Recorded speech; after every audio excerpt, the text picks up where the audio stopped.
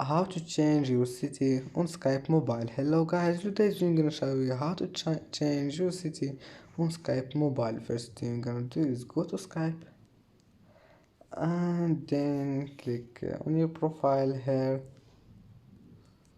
and now go down and click this one, settings, and then click here, account and profile, and now click your profile.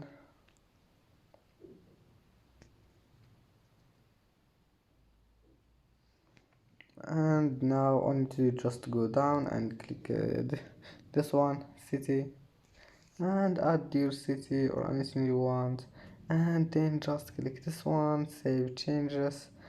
And that's it for today's video. If you like this video, don't forget like and subscribe, and see you in the next video.